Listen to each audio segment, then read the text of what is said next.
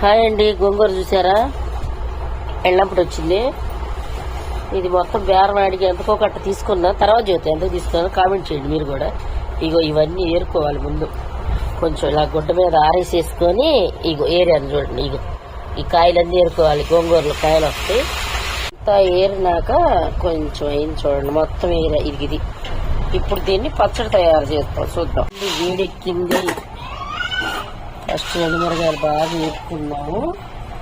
కొంచెం ఆయిల్ వేసి ఎండుమిరగాయలు వేసుకుందాం అండి. ఎండుమిరగాయలు వేసేటప్పుడు కొంచెం ధనియాలు, కొంచెం మెంతులు అది కూడా బాగా వేసుకోవాలండి. తర్వాత కొంచెం జీలకర్ర కూడా బాగా వేపాలండి. కమ్మట వాసన వస్తుంది. చిన్నులపాయలు కూడా బాగా వేసుకోవాలి. ఇలా వేస్తే బాగుంటుందండి గోంగూర పచ్చడికి.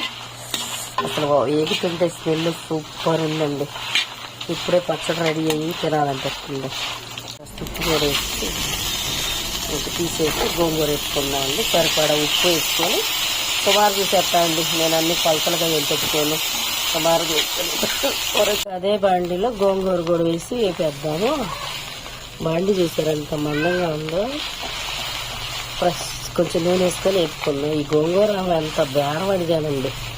అంత బేరం అడిగితే ఏ ఊరు నుంచి, చుండూరు నుంచి వచ్చింది అమ్మటానికి బాబు.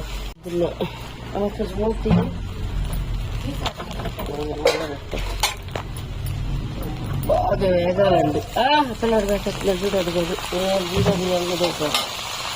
బాగా వేగాలండి. ఇది వేగితే కానీ అప్పుడు వేగింది చూసారా గోంగూర. అలా వేపుకొని ఇప్పుడు మనం దీన్ని లైట్గా మిక్సీ వద్దు, ఆ పొడి ఇందులో కలుపుదాం. అప్పుడు సరిపోయి ఆకులుగా ఎక్కువైందండి. సగంగా మిక్సీ వేసుకుందాం. మనం ఇంకో సగం వేసుకుందాం.